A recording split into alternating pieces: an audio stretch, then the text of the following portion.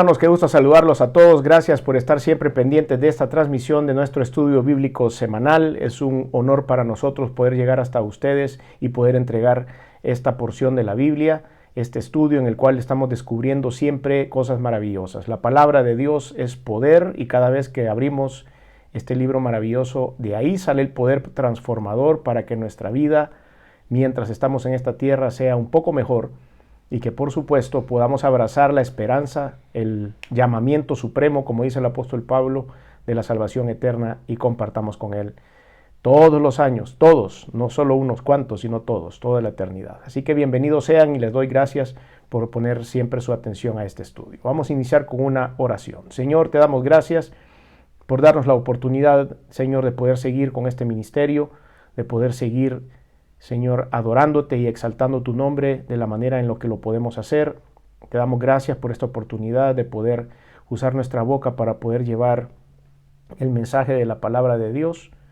Te doy gracias porque nos has traído con bien y hemos logrado, Señor, transmitir este mensaje. Te pido en el nombre de Jesús una bendición especial para todos aquellos que se conectan, para todos aquellos que están pendientes de aprender de ti, Señor. Te pido que el Espíritu Santo nos acompañe a ellos en sus lugares, a donde quiera que estén escuchando el mensaje, y a tu servidor aquí, Señor, porque necesito todo el respaldo y toda la unción del Espíritu Santo para poder hacerlo bien. Te pido, Señor, que este mensaje nos abra los ojos a muchos, que nos llene el corazón de decisiones que hay que tomar en nuestra vida y que nos des también, Señor, la sabiduría para aprender de esta porción. Te doy gracias, tu nombre es exaltado, la gloria sea para ti, Señor, y los siguientes minutos es para que tú seas puesto en lo más alto. Te doy gracias en el nombre de Jesús. Amén. Bueno, bienvenidos una vez más a la continuación de nuestro estudio del libro de Josué. Estamos ya casi a punto de terminarlo. En un par de semanas creo que estaremos terminando este estudio. Así que le invito a que vaya a Josué capítulo 22. Josué capítulo 22 y vamos a estar analizando la palabra de los versículos 10 al 34. Josué 22, versículos 10 al 34. Así como ha sido más o menos la tónica en los estudios anteriores, un solo capítulo abarca una historia de lo que ha sucedido, una escena bíblica de esta transición del pueblo de Israel a la toma o la posesión de la tierra prometida en Canaán. Y aquí vamos a ver en todos estos versículos una de esas escenas. Y hemos titulado este mensaje, Evitemos las crisis por los malos entendidos. Evitemos las crisis por los malos entendidos. Pero antes de iniciar leyendo esto, quiero, a manera de introducción, en el último estudio hicimos un recorrido por varios capítulos y hablamos acerca de que habían muchos nombres, tierras, límites y cosas, pero habíamos logrado rescatar de cada una de esas historias un mensaje que Dios quería mandar. Pues en el final del capítulo 21 hay escondida una frase maravillosa que quiero compartir con ustedes. No íbamos a estudiar más ese capítulo, pero descubrí antes de estar preparando el estudio y fui a ver a dónde está esa frase tan maravillosa que de verdad vale la pena solo hacer un estudio para ese último versículo. Josué capítulo 21, versículo 45. No faltó palabra de todas las buenas promesas que Jehová había hecho a la casa de Israel. Todo se cumplió. ¡Qué maravilla! Pudiera, como les digo, hablar un montón sobre esto. Las promesas de Dios al pueblo de Israel empezaron muchísimos años antes. Las promesas que él ya había escrito no iniciaron en medio del Éxodo, no iniciaron el día que partieron de Egipto, fueron mucho tiempo atrás. Las promesas que fueron hechas al padre Abraham, las promesas de hacer una gran nación, todo eso inició mucho antes en el corazón de Dios. Y todo fue dado y revelado poco a poco a todo el pueblo de Israel, y el pueblo de Israel no las creía. Muchas de ellas nunca las creyeron. Por eso tuvo que haber un relevo generacional en el Éxodo. En esos 40 años que ellos estuvieron perdidos en el desierto, hubo un relevo generacional. Y esta nueva generación, que es la que entra a la tierra de Canaán, entonces entienden al estudiar la Biblia que verdaderamente este versículo se hizo realidad. No faltó palabra de todas las buenas promesas que Jehová había hecho a la casa de Israel. Todo se cumplió. Y le tengo una noticia para usted y para mí. Ese Dios que cumplió todas esas promesas al pueblo de Israel es el mismo ayer, hoy y por los siglos. Es el mismo Dios que está pendiente de su vida y de la mía. Es el mismo Dios que en algún punto va a cumplir las promesas que ya están dadas a todos los seres humanos. Especialmente aquellas promesas que encontramos en la Biblia dadas a los creyentes, aquellos que hemos aceptado al Señor Jesús como Salvador, a los cristianos. Hay muchos secretos en la Escritura y por eso hacemos lo que hacemos, por eso estudiamos la Biblia, por eso tenemos este tipo de espacios, para que de esa forma podamos comprender cuáles son las grandes promesas que Dios tiene para nosotros y que al final de nuestros días se escriba un versículo como este: todo lo que Dios había prometido, no faltó absolutamente nada, todo se cumplió. Y así lo vamos a decir cuando cerremos el capítulo de nuestra vida. Así que me pareció súper especial y tenía, por supuesto, que mencionar ese último versículo. Ahora sí entramos al capítulo 22. Hay una introducción muy interesante también.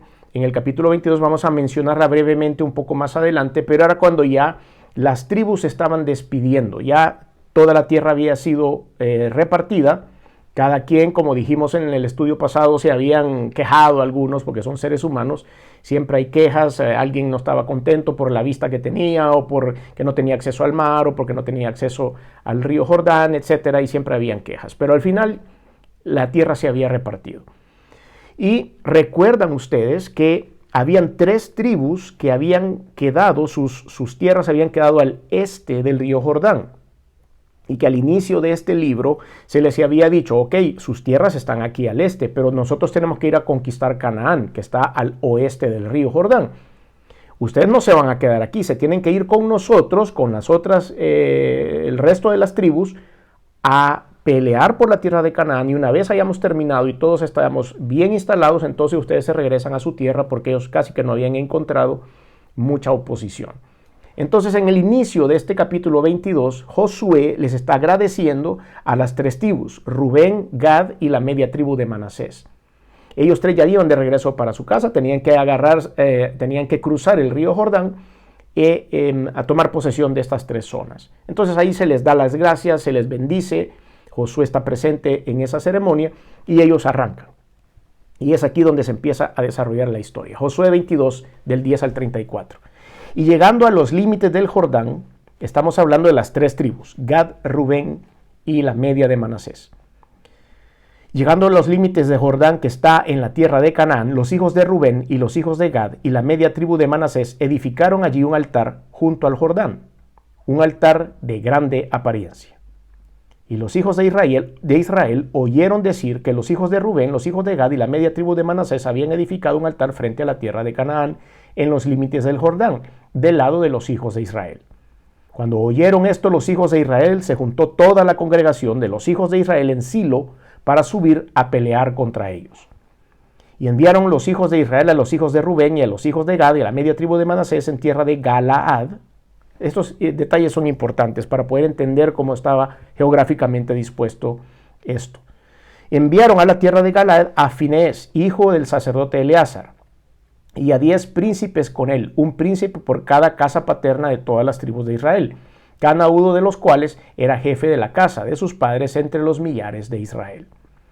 Los cuales fueron a los hijos de Rubén, a los hijos de Gad y a la media tribu de Manasés en la tierra de Galaad, y les hablaron diciendo: toda la congregación de Jehová dice así: ¿qué transgresión es esta con que prevaricáis contra el Dios de Israel, para apartaros hoy de seguir a Jehová, edificándoos altar para ser rebeldes contra Jehová? ¿No ha sido bastante la maldad de Peor, de la que nos estamos aún limpios hasta este día, por lo cual vino la mortandad en la congregación de Jehová, para que vosotros os apartéis hoy de seguir a Jehová? Vosotros os rebeláis hoy contra Jehová, y mañana se airará él contra toda la congregación de Israel. Si os parece que la tierra de vuestra posesión es inmunda, pasaos a la tierra de la posesión de Jehová, en la cual está el tabernáculo de Jehová, y tomad posesión entre nosotros. Pero no os rebeléis contra Jehová, ni os rebeléis contra nosotros, edificándoos altar, además del altar de Jehová nuestro Dios. Versículo 20. ¿No cometió Acán, hijo de Zera, prevaricación en el anatema, y vino ira sobre toda la congregación de Israel? Y aquel hombre no pereció solo en su iniquidad. Entonces los hijos de Rubén y los hijos de Gad en la media tribu de Manasés respondieron y dijeron a las cabezas de los millares de Israel: Jehová, Dios de los dioses, Jehová, Dios de los dioses, Él sabe y hace saber a Israel: si fue por rebelión o por prevaricación contra Jehová, no nos salves hoy. Si nos hemos edificado altar para volvernos de en pos de Jehová, o para sacrificar holocausto u ofrenda, o para ofrecer sobre él ofrendas de paz, el mismo Jehová nos lo demande. Lo hicimos más bien por temor de que mañana vuestros hijos digan a nuestros hijos: ¿qué tenéis vosotros con Jehová Dios de Israel? Jehová ha puesto por lindero el Jordán entre vosotros y nosotros, oh hijos de Rubén e hijos de Gad. ¿No tenéis vosotros parte en Jehová? Esto era lo que se suponía que ellos asumían que los hijos de esas tribus le iban a decir a los hijos o a las descendencias de las tres tribus que estaban del otro lado del río. Así vuestros hijos harían a que nuestros hijos dejasen de temer a Jehová. Versículo 26. Por esto dijimos: edifiquemos ahora un altar, no para holocausto ni para sacrificio, sino para que sea un testimonio entre nosotros y vosotros, y entre los que vendrán después de nosotros, de que podemos hacer el servicio de Jehová delante de él con nuestros holocaustos, con nuestros sacrificios y con nuestras ofrendas de paz. Y no digan mañana vuestros hijos a los nuestros: vosotros no tenéis parte en Jehová. Nosotros pues dijimos: si aconteciere que tal digan a nosotros o a nuestras generaciones en lo porvenir, entonces responderemos: mirad el símil del altar de Jehová, el cual hicieron nuestros padres, no para holocaustos o sacrificios, sino para que fuese testimonio entre nosotros y vosotros. Nunca tal acontezca que nos rebelemos contra Jehová, o que nos apartemos hoy de seguir a Jehová, edificando altar para holocausto, para ofrenda, para sacrificio, además de altar de Jehová nuestro Dios que está delante de su tabernáculo. Esa fue la explicación de las tres tribus. Ahora vamos a escuchar, hasta ustedes pueden ver aquí que no hubo ningún desorden, ninguna discusión, no hubieron insultos, sino nada más había llegado Finés, que vamos a hablar un poquito acerca de quién era esta persona, y se sentó y le expuso cuál era el problema. Y después guardó silencio hasta que los representantes de las tres tribus empezaron a dar su explicación. Y no hubo discusión. Hasta el versículo 30, después de haber escuchado y analizado sus razones, versículo 30, oyendo Finés, el sacerdote, y los príncipes de la congregación y de los jefes de los millares de Israel que con él estaban, las palabras que hablaron los hijos de Rubén y los hijos de Gad y los hijos de Manasés, les pareció bien todo ello. Y dijo Finés, hijo del sacerdote Eleazar, a los hijos de Rubén, a los hijos de Gad y a los hijos de Manasés: hoy hemos entendido que Jehová está entre nosotros, pues que no habéis intentado esta traición contra Jehová. Ahora habéis librado a los hijos de Israel de la mano de Jehová. Y Finés, hijo del sacerdote Eleazar, y los príncipes dejaron a los hijos de Rubén, a los hijos de Gad, y regresaron a la tierra de Galaad a la tierra de Canaán, a los hijos de Israel, a los cuales dieron respuesta. Y el asunto pareció bien a los hijos de Israel, y bendijeron a Dios los hijos de Israel, y no hablaron más de subir contra ellos en guerra, para destruir la tierra en que habitaban los hijos de Rubén, los hijos de Gad y los hijos de Rubén. Y los hijos de Gad pusieron por nombre al altar Ed. Ed significa testimonio, porque testimonio es entre nosotros que Jehová es Dios. Entonces, vean ustedes cómo hay una unión entre ese versículo que analizamos, muy bonito, del último versículo del capítulo 21, en donde Dios había cumplido todas sus promesas, y de inmediato viene una bendición para estas tres tribus, se van, y después hay un malentendido ahí, pero al final de este malentendido nos damos cuenta que el poder de Dios, sus promesas estaban vigentes, y que el temor del pueblo de Israel ante Dios seguía vigente, que por eso los habían bendecido, que por eso los habían mandado a conquistar su tierra o a tomar posesión de su tierra, esa es la palabra correcta, y que ellos seguían con la visión puesta en Dios. Pero habían ciertas actividades que hicieron al pueblo de Israel, a las 10 tribus que se quedaron al otro lado, dudar, porque ahí, en esa tierra de Galaad, habían quedado algunos colonos de otras nacionalidades. Y lo primero que ellos pensaron es, ya se sumaron a esos colonos. Recuerdan ustedes que Dios había dicho que había que erradicar todas esas naciones de ahí y que no hubiera una mezcla, que fue uno de los errores que se cometieron, que lo habíamos estudiado, en que no hubo una mezcla entre algunas de estas naciones y algunos formaron parte del pueblo de Israel y que Dios no quería que eso se mezclara. Entonces dijeron ellos, bueno, acá esto ya se mezclaron y empezaron a construir esto. Bueno, hay algunos detalles muy interesantes que debo mencionar. Entre ellos, el lugar a donde edificaron este altar. Y tenemos que ver que no era un templo, sino lo dijera la Escritura. No era un templo ni era un tabernáculo, era un altar. Dicen los estudiosos que probablemente eran solo piedra sobre piedra, pero que tenía un gran tamaño. Y lo habían edificado a la orilla del río, de manera que los hijos de estas tres tribus pudieran acercarse a ese lugar y que también fuera visible desde el otro lado del Jordán. ¿Por qué? ¿A dónde viene toda esta discusión? Es porque en Jerusalén se iba a instalar el tabernáculo hasta la posterior construcción del templo físico. Y el lugar de adoración tenía que ser Jerusalén. No hay otro lugar en el mundo a donde el pueblo podía llegar a ofrecer holocaustos, ofrendas de paz y hacer las celebraciones anuales del pueblo de Israel. Entonces no puede haber una sucursal de Jerusalén en ninguna parte. No hay dos tabernáculos, hay uno solo. Y solo en ese lugar, de acuerdo a la ley de Moisés, se podía ofrecer todos los sacrificios. Entonces, cuando viene este grupo y empiezan a construir algo que a la distancia parecía que era un templo, entran en emergencia y dicen del otro lado del Jordán se está construyendo a saber a quién, porque como todo el mundo sabe que no pueden adorar a Dios en ningún otro lugar, a saber a qué dioses están adorando. Entonces ahí es a donde se levantan todas las alertas. No crean que era porque eran muy espirituales, y ellos dijeron, esto no ha venido de parte de Dios. Ellos fueron y pelearon contra ellos porque ya les había ido mal. Por eso las pruebas en nuestra vida nos traen una edificación. Los desafíos que encontramos a lo largo de nuestra vida, en los cuales, por supuesto, vamos a resolver delante de la presencia de Dios, nos trae una enseñanza.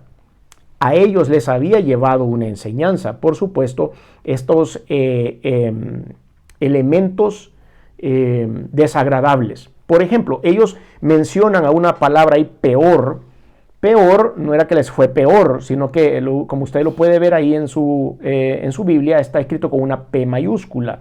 Pero ellos estaban refiriendo en ese momento a Baal Peor, que durante el Éxodo, usted puede ver esa historia en Números 25 del 1 al 18, no vamos a abordarlo, pero solo para que usted vea de qué están hablando. Durante el Éxodo, ellos los israelitas empezaron a hacer idolatría en ese tiempo, por eso Dios los estuvo dando vueltas por 40 años, porque ellos no entendían bien qué era lo que Dios quería de ellos.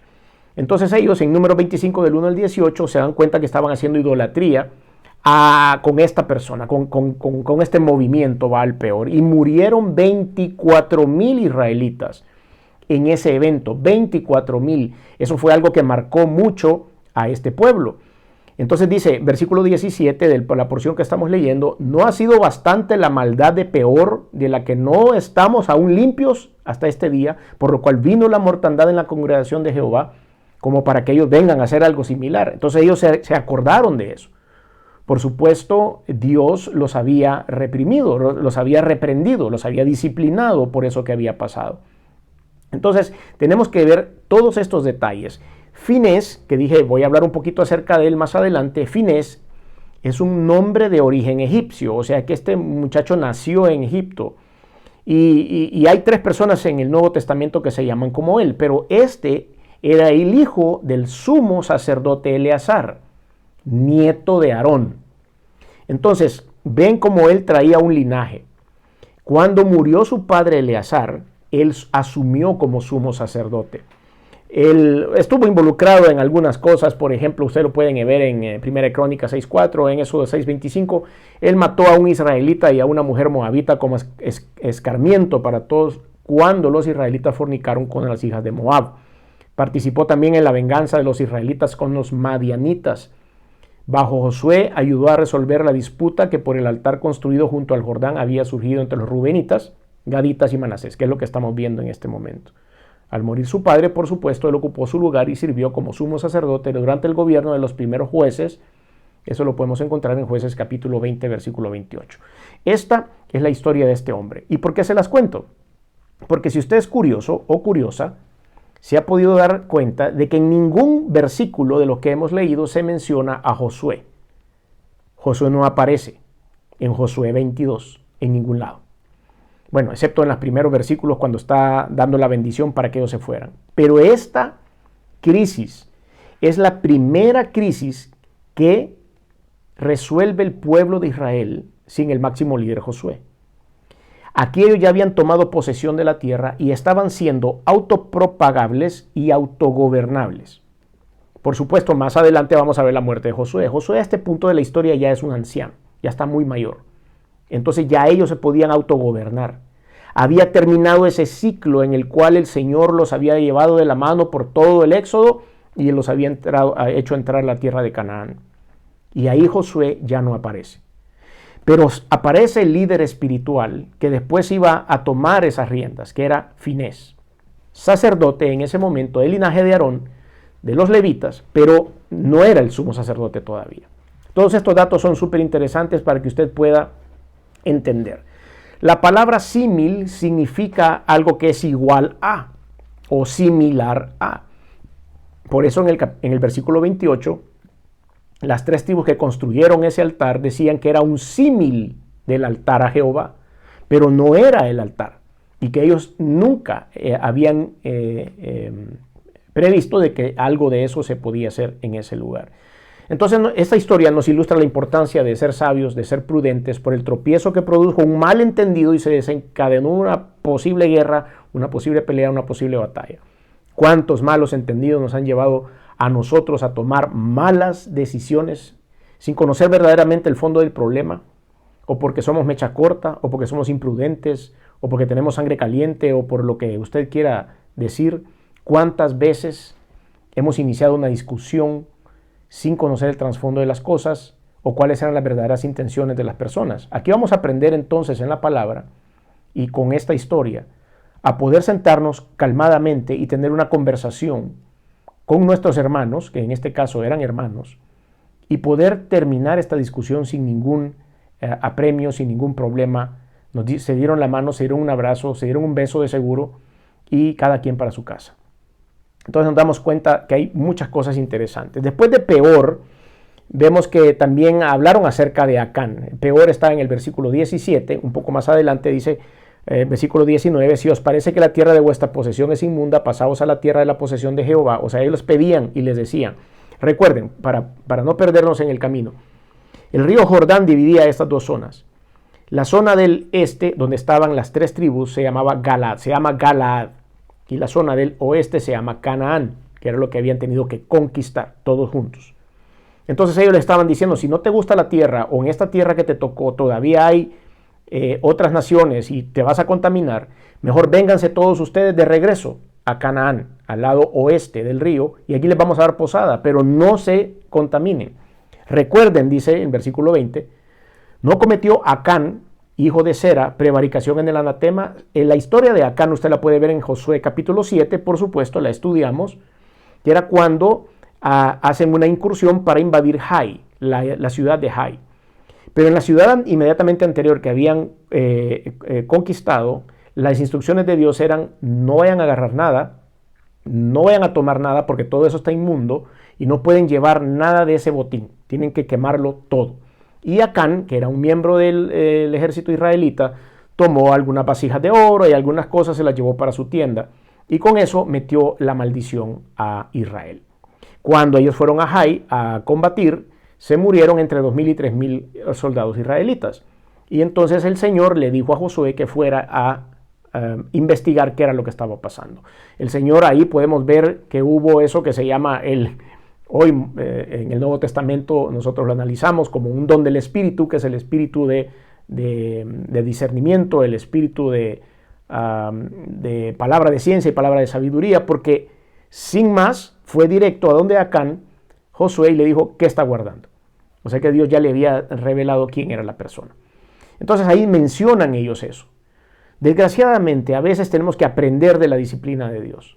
Aprendemos de las situaciones incómodas en las cuales nos ponemos nosotros por no estar cumpliendo al 100% lo que Dios quiere de nosotros.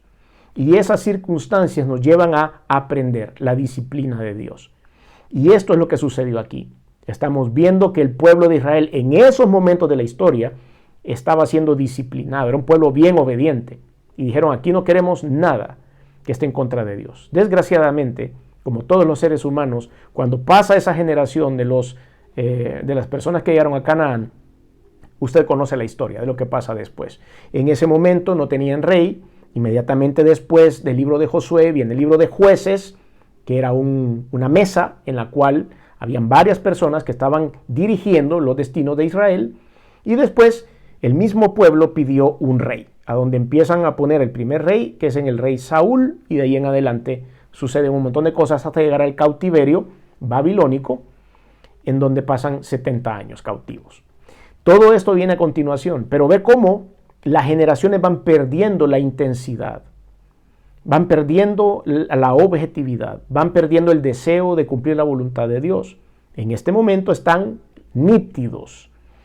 Y como ellos están nítidos, usted y yo tenemos mucho que aprender de ellos ahora. Y tenemos que observar cada paso de lo que ellos hacen, viendo hacia el cielo, dejando de depender del hombre que los había guiado para la conquista de esa tierra. Dijeron, no es el hombre, no es Josué en quien tenemos que confiar. Tenemos que administrar nuestra propia vida, tenemos que administrar nuestro ministerio, tenemos que administrar los bienes que Dios nos ha dado y hay que hacerlo bien. Y toma el liderazgo este hombre, ni siquiera el sumo sacerdote, el papá, Eleazar, ya estaba en algún otro lugar. Pero Finés dijo, yo voy a tomar las riendas de esto y déjenme negociar en el nombre de Jesús, que es lo que ustedes y yo hoy día tenemos que hacer. Entonces, la Biblia está llena de consejos acerca de cómo enfrentar esto, de cómo enfrentar las crisis y las discusiones. Dice en uno de los proverbios que no nos apresuremos a entrar en pleito ajeno, dice la Escritura, porque después no sabemos cómo salir de él. Tenemos que ser muy prudentes en lo que decimos, pensar bien para no generar un conflicto innecesario. El primer punto que quiero aplicar ahora es la amenaza de un conflicto de grandes proporciones en tiempo de bendición. Ellos estaban en el tiempo de la bendición. Bendición es cuando se cumple la promesa de Dios, pero el enemigo va a tratar de opacar y de destruir las bendiciones de Dios en nuestra vida. Entonces los errores humanos, al dejar de trabajar como cuerpo o como equipo, van a empezar a aflorar. Ellos se habían separado ya por las necesidades que habían, porque así estaba hecho esto. Pero cuando ellos empiezan a separar, ahí mismo empiezan las dudas entre ellos. Primera de Corintios capítulo 12, versículos del 12 al 13 dice, porque así como el cuerpo es uno y tiene muchos miembros, pero todos los miembros del cuerpo, siendo muchos, son un solo cuerpo, así también Cristo. Porque por un solo espíritu fuimos todos bautizados en un cuerpo, sean judíos o griegos, sean esclavos o libres, y todo se nos dio a beber de un mismo espíritu. A todos nosotros se nos dio a beber de un mismo espíritu. ¿Qué es lo que quiere el Señor? El Señor siempre quiere unidad dentro del cuerpo de Cristo, en la iglesia, en los ministerios, en las familias y en todo lugar. El Señor Jesucristo une a las personas a través del Espíritu Santo. ¿Por qué? Porque es el Espíritu de Dios, el Señor. Los errores humanos van a venir por tener una mala comunicación, por una falta de comunicación, por una improvisación, por dejar de trabajar en equipo, por muchas otras cosas. Pueden haber muchos malos entendidos.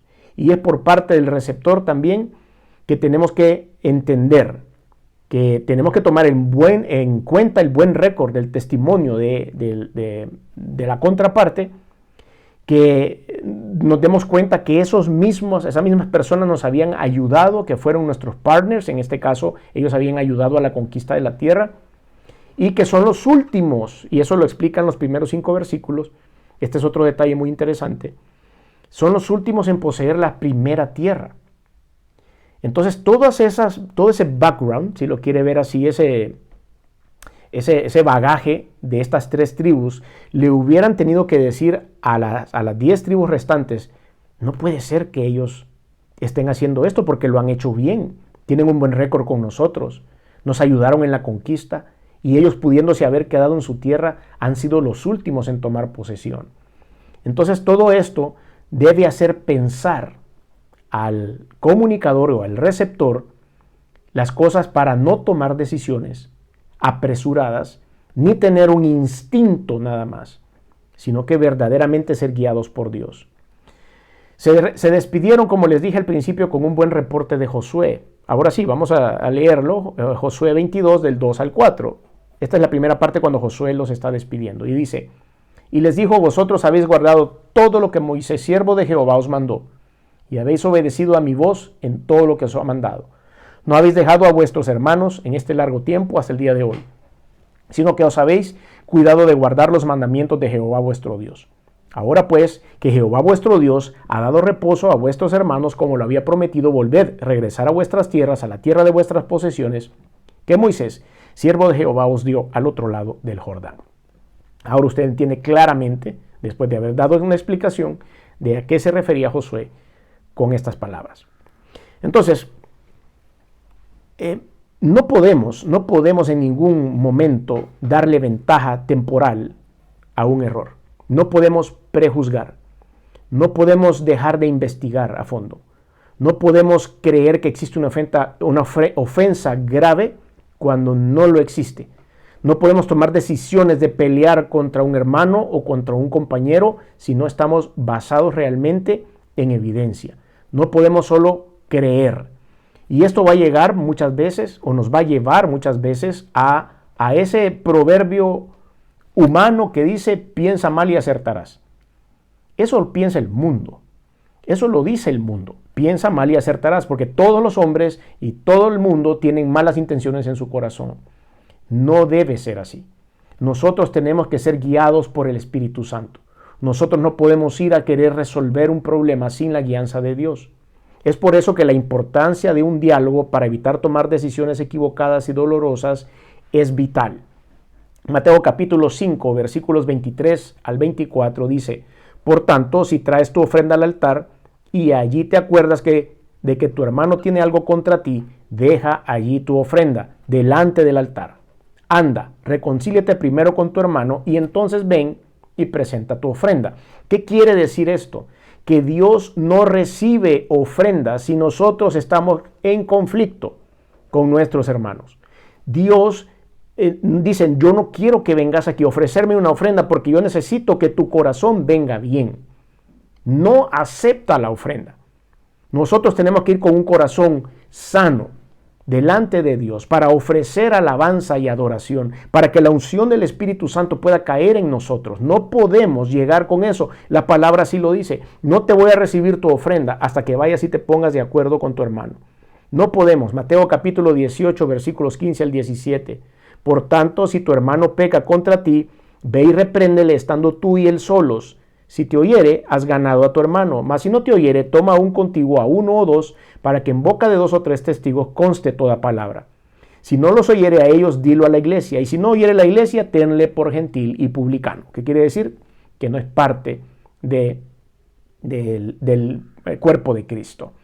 Vemos cómo Dios lo que nos pide acá, a través de Jesucristo en Mateo, en el Evangelio según San Mateo, es que debemos todo el tiempo permanecer sin discusiones y sin problemas, y que tenemos que tener la capacidad, a través de la sabiduría de Dios, de poder resolver nuestros inconvenientes. Porque si no, las oraciones tienen estorbo. Porque si no, nuestra adoración tiene estorbo. Entonces, hay algunos fenómenos que se dan en un diálogo, que es el diálogo que ustedes y yo hemos visto, en donde el sacerdote Finés llega a hablar con los príncipes de estas 3 tribus. Hay primero malos procedimientos del que cree tener la razón. Y esto, caemos todos los seres humanos en esto. Hablar primero sin escuchar a la otra persona para verificar si hay una falta. Tenemos o cometemos muchos errores. Segundo, creer en nuestras conclusiones sin haber investigado. Tercero, comenzar un diálogo con el prejuicio que estoy yo en la verdad y no la otra persona. No prestar la guitarra hasta terminar su argumento.